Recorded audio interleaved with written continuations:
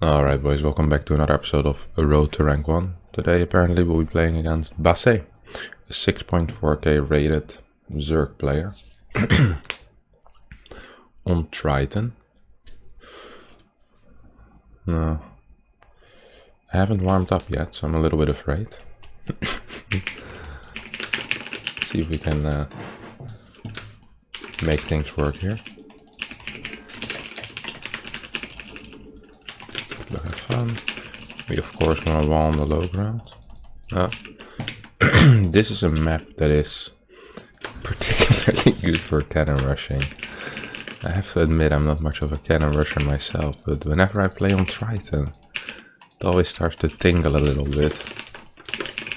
We'll see if my hands decide to make a forge or if we stick with a gateway.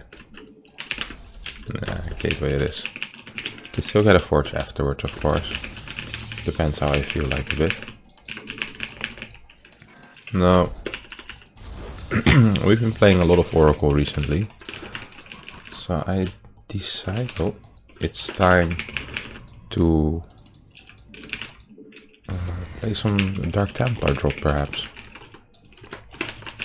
So that's what we're gonna try to do, or we're gonna play a Dark Templar drop, whether he likes it or not. So here I'm just setting up my camera hotkeys for later on in the game. This one. Just making sure my mining is as efficient as possible. I feel like I might have made a slight error in my wall, but I could be wrong as well, so... No, I've made an error in my wall. That's a little bit painful. But it's fixable, I believe. This map is actually a pretty tricky map to wall, because there's one spot for the pylon which is perfect. Most other maps you kind of have a range in which like your pylon can be in a multitude of spots, but this one, it needs to be one block to the left, so it is perfect space for my gate and cyber, and also has perfect space for another building here. Oh, pylon is a little late. I'm sorry. Oh, he's actually gonna be scouting my main base with this. Is he? So this is kind of risky against Stalker first openers, because you'll just lose your Oracle for free, especially if there's hidden tech. You won't even get to see anything. Now my tech isn't that well hidden, and I didn't open Stalker first, so this is completely fine. He will be able to spot that I'm going Twilight. He might still lose his Overlord for it though, depending on how fast he gets out of here. We can send this probe back. We haven't seen any links being flooded towards my side of the map. I think we can get this Overlord. Let's try to micro a bit.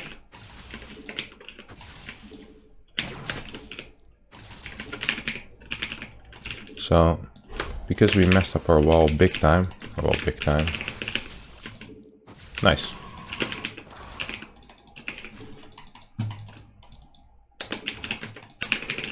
We actually need to be a bit careful here. We add 2 extra gateways. And what we're doing right now is a little bit risky with how long we're waiting to finish this wall off. But I don't want to ruin my build. That's basically it. So I'll get a quick prism. Oh, that was really close. I thought he was gonna run in. I thought there was more than 4 links as well, but thank God it wasn't. Okay, so we know he has link speed, which is good info.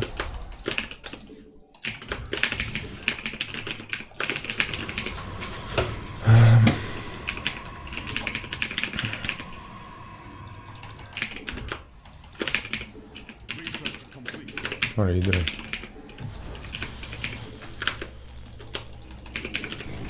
So we get a second adept. We get this adept to really just make it slightly easier to take our third base. There's no ulterior motives there. Maybe you want to move across the map if he doesn't have link speed, but I mean he does have link speed, so not gonna be the case. We'll get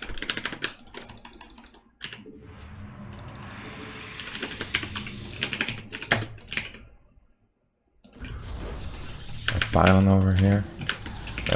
He'll be in position with queens, right? Oh, no, he definitely is in position with queens. For a second I got hopeful there. It's dangerous, boys. Hope is a dangerous thing. Hope is a very dangerous thing indeed. Oh my god.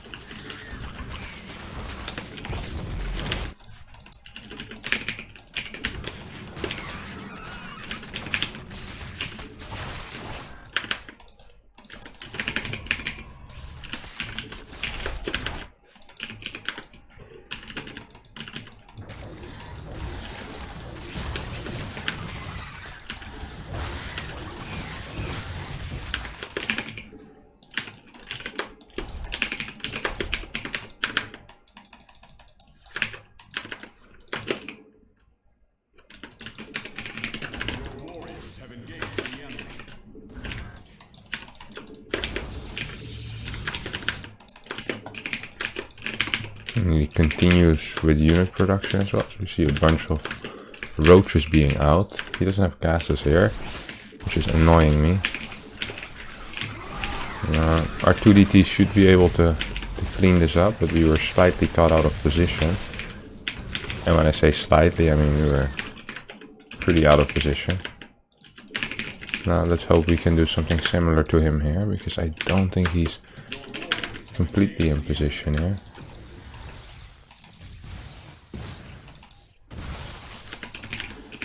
Okay, now he's gonna go back, and this is the time you strike usually. When he queues up all of his drones, or queues up, he clumps up all of his drones.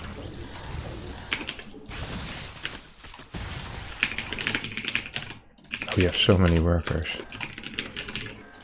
It's starting to look a bit like a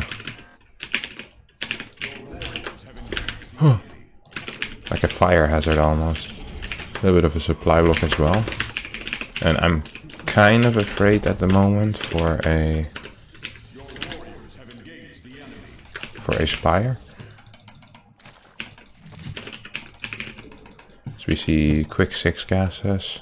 This looks a lot more standard, honestly. So we see a Hydra then. We don't see a 6 gas yet, which slightly worries me.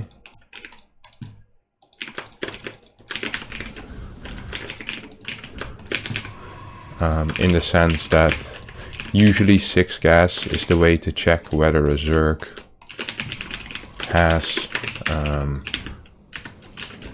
is planning on playing a macro game or not.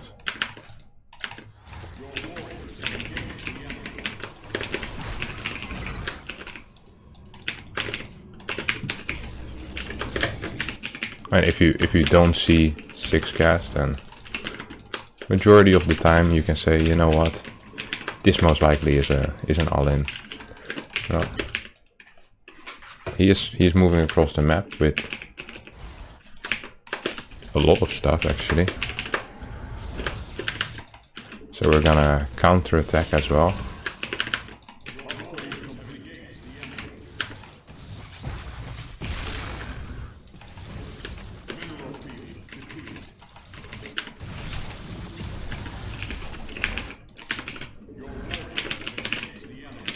I think this actually is going to be a pretty easy hold in theory. Let's see if he has any detection here with him. Yes, he does. Was a good attempt though.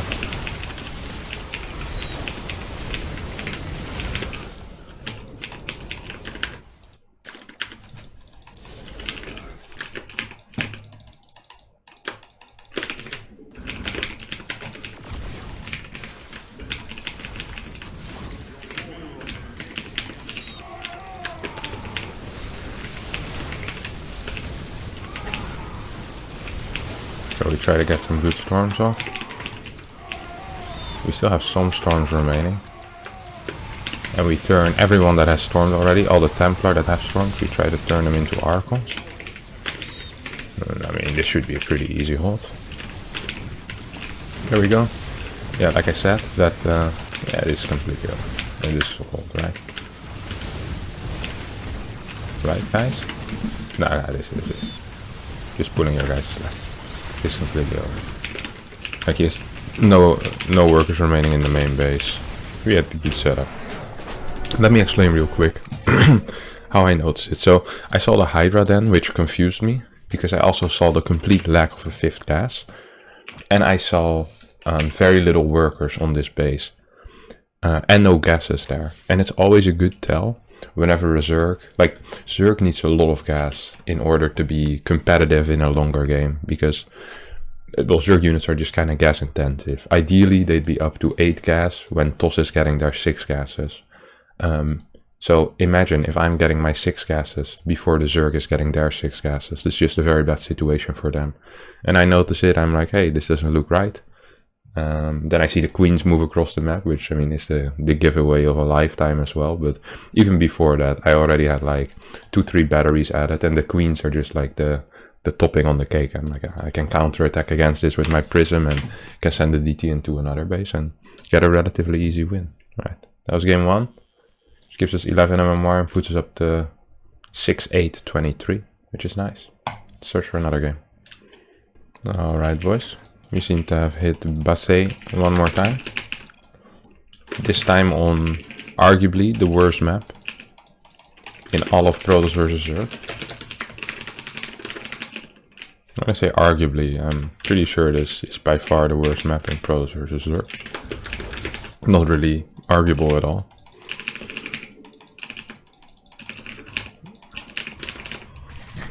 It's always difficult to play this kind of map, I feel like. I never feel quite at home here. Probably because I lose all my games that I play here. And the reason this map is so bad is because of the very open fort base. Just a very open concept, really. Here, this one. So I've been thinking of perhaps taking this as a fort. That also seems like a bad plan. On top of that, the third is really open as well. So really there's no winning on this map. If I'm gonna be honest with you there, boys. If I'm gonna be honest with you. Okay, we see a hatchery. We put the salt shaker on top of the rocks. Always make sure that you spray something into your opponent's face. It's very important. It's the mental warfare that gets the majority of the time. I think the in-game skills are kind of irrelevant in that case.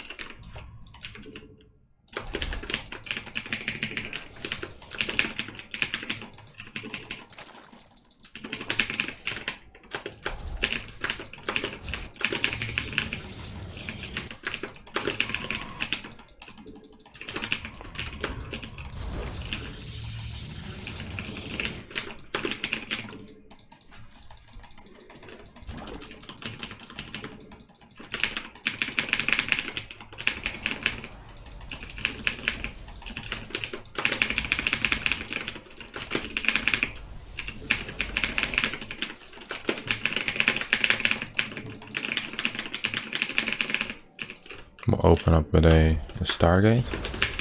I'm actually feeling a build that I haven't played in a while. I'm feeling spicy today. Feeling groovy even. Feeling groovy. Feeling groovy. So we'll check the third base, which he definitely has. And we'll open up with a Phoenix.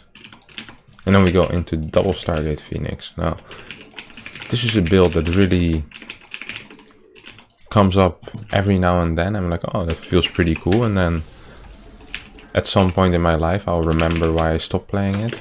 But I can't remember why I stopped playing it last time I played it. So we're in the phase right now of, hey bro, you know what you should do? To Stargate Phoenix sounds pretty good, and I'm just gonna cancel that. I'm not feeling like losing 2 adepts for free. And I didn't check his speed timing, so it would be a non-cool move for me to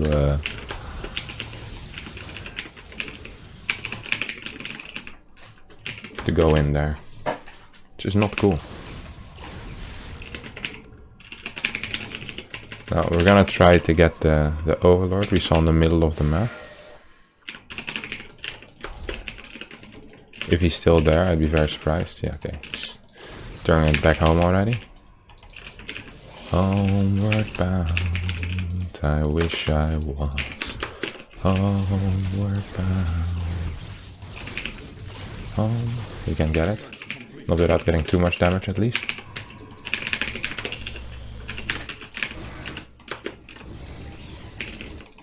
Now maybe we can get a worker kill or two here.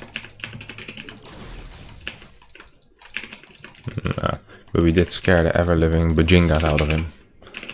The good old Bajingas.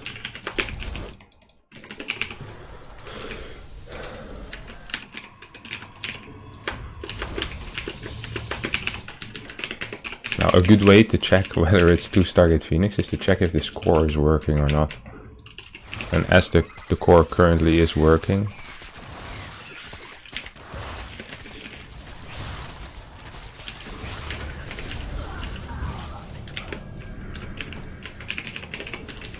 he could have spotted in such a way. It's like, hey, something odd is happening here, you know?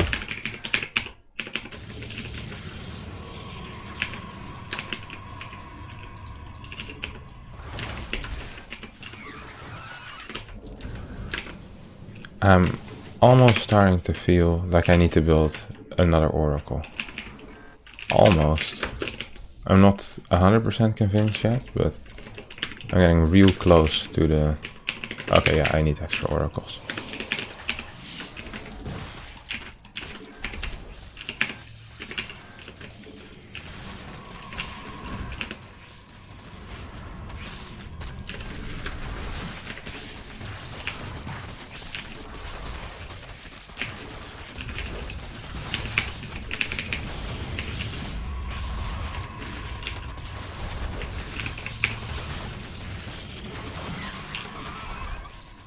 Oh dang it. Help. May God help me.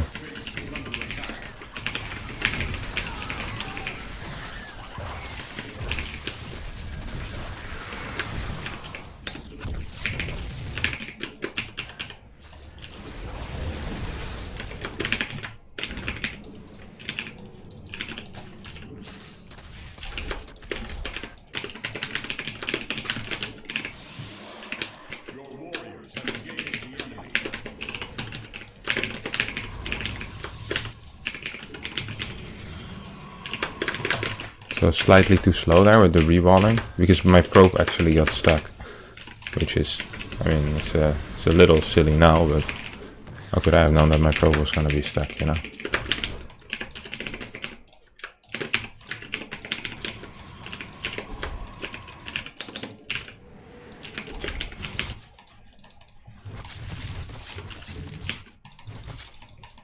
Oh, he has a lot of freaking queens, huh? And this guy is no shame.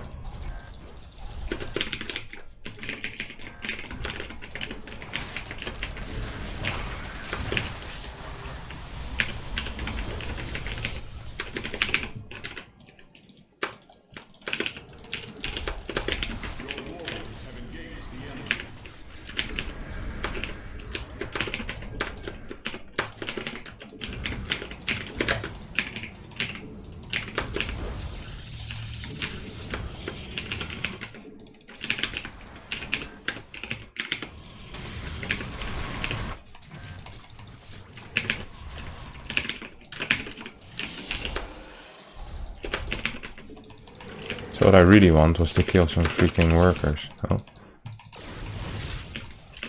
He has good upgrades. This actually is kind of annoying.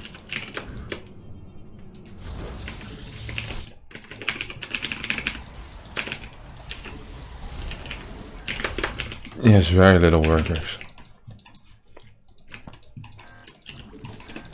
And he has a lot of freaking batteries, eh?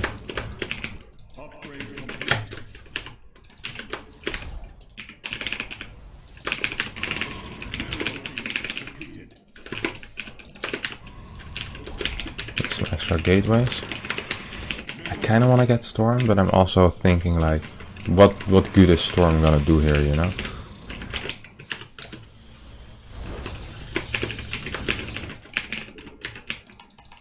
doesn't have any workers here, which... Look how many freaking spores this guy is getting.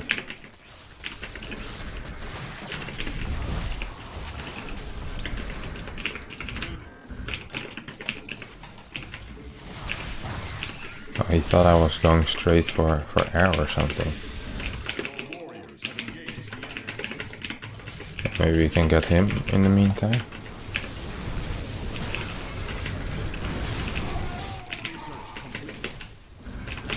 This definitely isn't all in, right?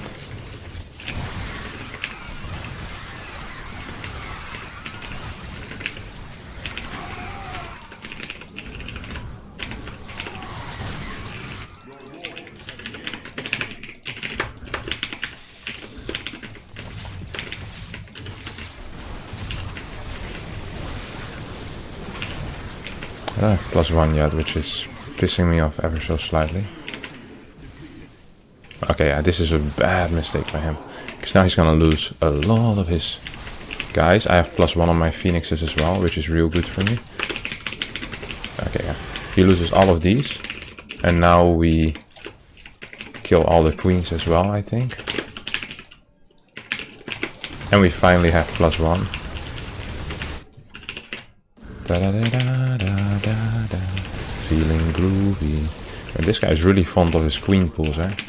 You can have the base, I don't care about that. I know he hardly has any workers.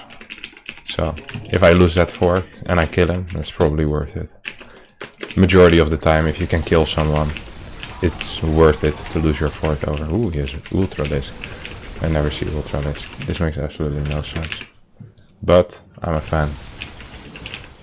I'm a fan of the ultra disc players, boys. Because they're so rare. And because generally you tend to win against them, because ultras really suck. Look at this fat piece of crap. Completely useless. GG. 2-2 upgrades. But not good enough to beat me. I think that will be it for now, as we managed to get 2 wins in. It's a bit difficult for us to see our current rank, because we haven't met all the requirements to hit Grandmaster. Like, we have the MMR, but we don't quite have enough games. So for us to see our rank, we need to go into the Grandmaster ladder. We remember our MMR, which is 6834, and we see that we'd be at a respectable 5th place, just below this guy who has 6837. And we're about 100, 110 MMR removed from the rank 1, which at this moment is Showtime. Below that, I believe, is Hero Marine, and whoever this legend might be with the 4-2 stats. I think it's Lambo as well, but yeah, so we're around there, rank 4, rank 5. Now we managed to beat Basset twice, who is rank... Well, he's not in the Grandmaster League either at the moment, but he was somewhere 6-4, so would be around rank 22.